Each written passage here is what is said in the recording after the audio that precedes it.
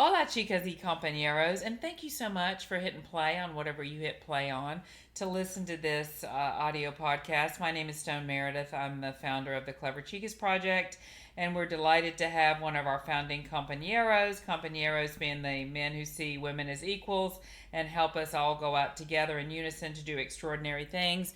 We have Vice President and Financial Advisor at Morgan Stanley Wealth Management, Dave Moore. And I know Dave Moore as a compañero, and after this little podcast, you will too. Welcome, Dave. Great to be here. Hola. Hola, and thank you so much for coming. So, Dave, I know you didn't believe me and you made me show you your license, but I'm over 50. No way. I am over 50, and so we're talking a little bit about, and all the folks you've come from Minneapolis to Florida to visit as we put together this podcast are, up to 85.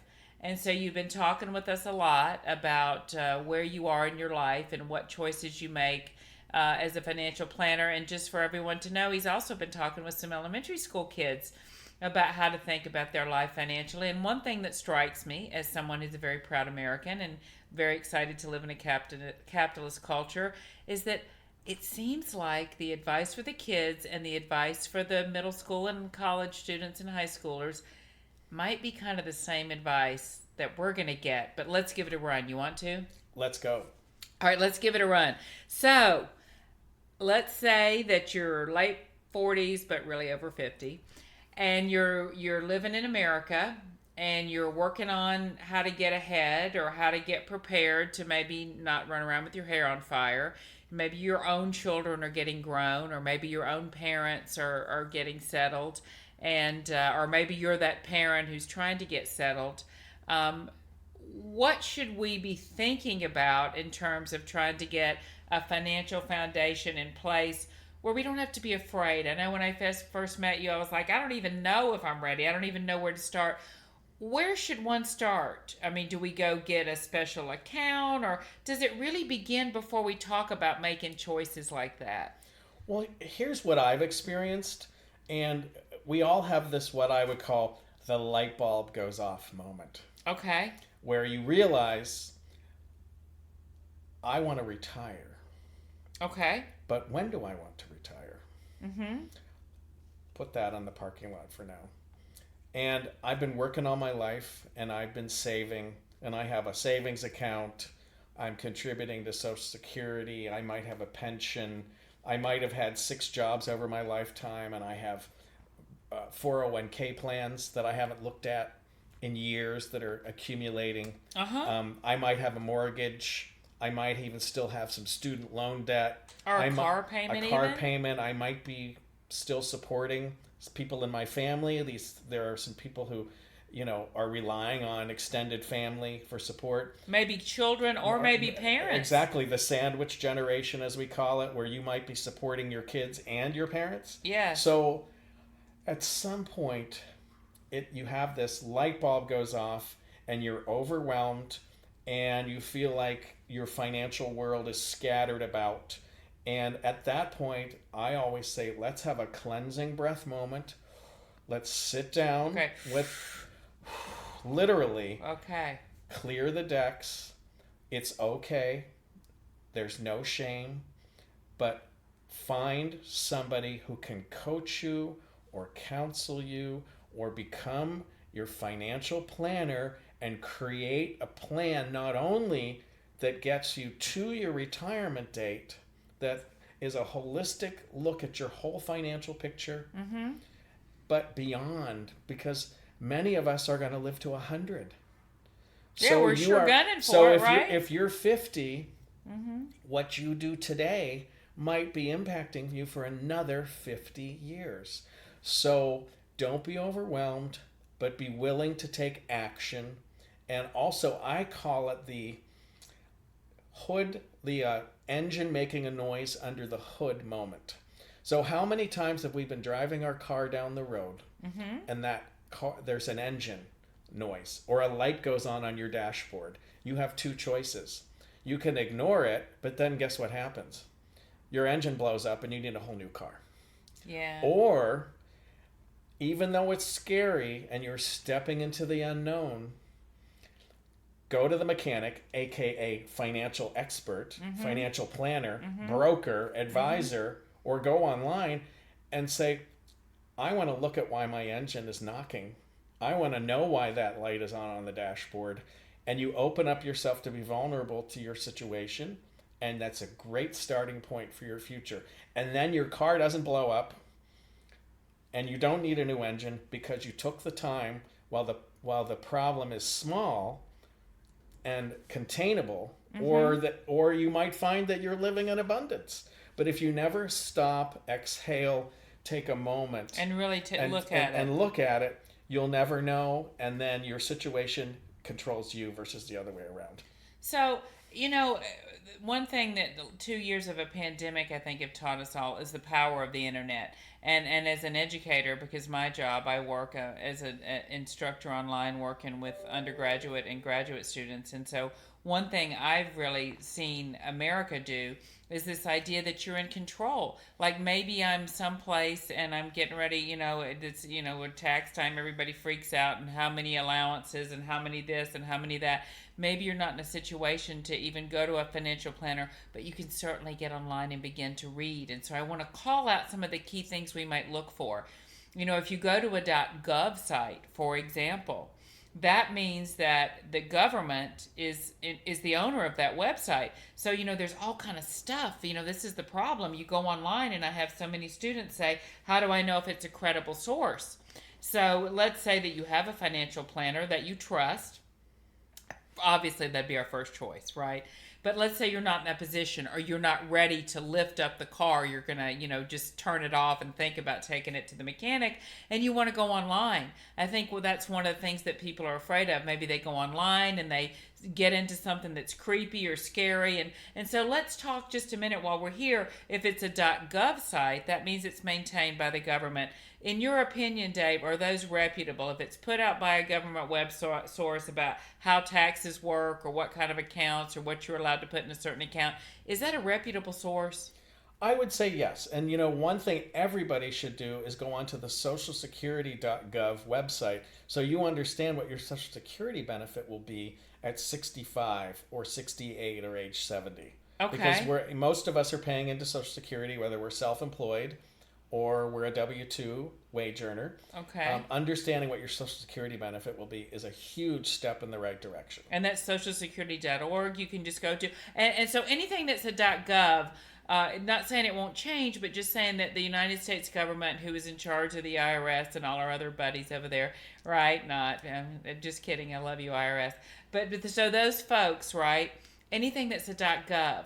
But when it's a .org and a .com, that can be dicey, right? So, back in the old days when we were just getting online and it took 30 minutes for it to dial up, .org, y'all, was this really cool thing where if you were a .org, it meant you were a not-for-profit, and so it was like pretty trustworthy, right? So like your humane societies and all your kind of folks got those .orgs, but Well, here's how I would respond to that. There's no worry about whether it's a com or a biz or a gov, but just never give anybody your personal information. You can do a conceptual look at your financial situation, but never give your phone number, especially not your Social Security number. Don't enter your checking account number or your credit card number. So just be careful of your information. Never. So no that's matter key what tip website. number one. Yeah. Never give your information. Because the federal government will never ask you to do that, right? You can go online, you can read around, and they're never going to say, put in your Social Security number to move forward. Right. So that's the point. These .biz is another one, .net, .org, .com. Once it's off that .gov, you're like, okay, well, these are other people who, in whatever type of business structure they have found their way to the internet. Correct. And so tell us, when you're out and about, would you say that going to learn financial literacy at a community college, at I know Harvard and some of the other schools have those free online courses. And so as you're wanting to learn about your own financial literacy, The bookstore is another place you can go to certainly to Amazon.com. Maybe some of you are listening to me on your phone. Stop it right now. Listening to on Amazon.com right now. But you can certainly go to many places online. And if you were to say say I'm going to go online and I'm going to go to .gov and I'm never going to give my information out. But what types of terms and topics might one want to look for if they were trying to get that early education into financial literacy? What kind of ideas or topics do we want to learn about, Dave? Well, first of all, I would just type into my web browser financial literacy. Okay. And what I would look for is a checklist of all of the things you need to build what I would call your financial file. Your mortgage statements, your savings account statements, your checking account statements, your credit card statements, everything that's part of your financial portfolio, whether it's something you owe or something you've saved, your pension. So start a running list and build a file of all of the elements in your financial world. And so I would say that's your personal discovery phase. So because you've got to start somewhere. Right. And then secondly, if you work at a company that provides a retirement plan like a 401k or a 403b, they generally have a module online that's called financial wellness or financial education. And it will walk you through step by step of the things you need to hold yourself accountable to, the things you need to know about your personal financial situation. And if you're anything like me, I'm an experiential learner. I could take a class, I could take a test, I could read a book. But for me, digging in and getting into the nitty gritty and understanding where I am versus the average or the mean or whatnot, or versus where I want to be, that's how I learn. It's more of an experiential approach. And I think you might find that very satisfying. And that's what financial wellness is. It's about how well are you vis-a-vis what you want to be. And you might already be an overachiever, but you won't know until you get the yardstick out. Right. So it sounds like really 2 steps in the process.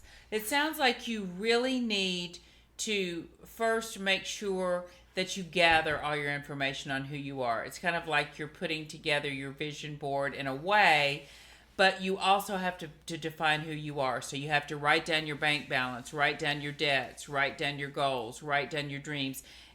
I'm old school. As we're sitting here, if y'all could see us, I've got a book open that's written in pen and pencil and all kind of stuff, and I've got a computer. So that may take some doing, right? And it may be frustrating, and you get your taxes together every year and you don't want to look at it again. And I think that's certainly common for the sandwich generation, right? Just keep running. So it sounds to me like you're saying step 1 is gather who you are. Gather every bit of information you can about what you owe, what you think you'll owe. Always best to overestimate, and gather all those things together. And then kind of begin defining what you think matters. I loved your notion that .gov, we can trust their words, but anybody who asks you for personal information or asks you for payment is probably a website you want to get off of. If it's a .gov, that means it comes from our government. Otherwise, maybe assume they're up to no good and see where it takes you. And then, of course, there's always that possibility of learning in different ways. Maybe you find a free course online. Maybe you go to a local community college. Maybe you go to your employer or to a past employer and look up financial literacy. All those choices are out there, ready for you to kind of make a leap and get going. Once we have identified ourselves and begun to look down the path of defining how we want to think about it, where do we go from there, Dave? I think the first question to ask, once you've accumulated your personal profile, and also another really important thing is if you have a partner, husband, wife, partner, boyfriend, girlfriend, that you combine finances with, we have to include all the interested parties in this exercise. We can't, so that's something to think about as well. But if you're going to seek advice, be wary of 2 things. Do you want somebody who's going to advise you and be your fiduciary? And I want you to look up the word fiduciary, and I want you to remember that, because a good financial planner or an advisor will act as your fiduciary. They will treat you better than they would treat themselves. Or do you want someone who's going to sell you products? That's okay too. If you say, I know what I want to buy, I just want somebody to do it for me. But just understand that person isn't going to give you advice they're going to offer you a discrete transaction like going and buying a blouse or a shirt. And so either one's okay. Do I want to go to the store and say, show me what's new and help me sift through the new lines for the fall? Or do I want to walk into Gap and say, where are your blue t-shirts? Put it in the bag. I need two. And I'm biased because I think the direction the financial services industry is going is to everybody that's involved in anybody else's financial well-being or future should be a fiduciary, because there's never any question of whose side that person is on. You know, somebody who pushes a product may not be interested in your future. They just may be interested in a commission. So I would say, and I'm biased because I am a fiduciary and an advisor, go with someone who's an advisor. And you may have to pay them a fee, or they may have some way of being compensated for their services. But if they answer yes, that they are a fiduciary, it's just like that question of going online and not knowing who you can trust. Mm-hmm. If a person is truly a fiduciary, you can trust them. So we want to first figure out who we are as an individual. What do we owe? What are our goals? What are our dreams? What do we have? What will we need?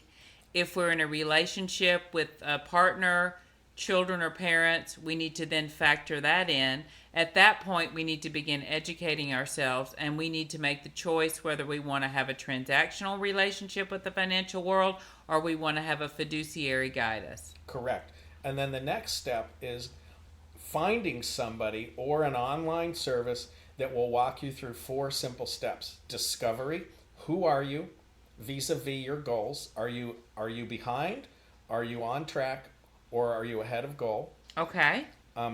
Someone who will help you identify, are you spending more than you're making? Are you saving? Are you on track to have the kind of income in retirement that you want? So that discovery phase. Once you have a discovery phase completed, you can form a plan to get you from today until your retirement date and beyond, so that you don't outlive your assets.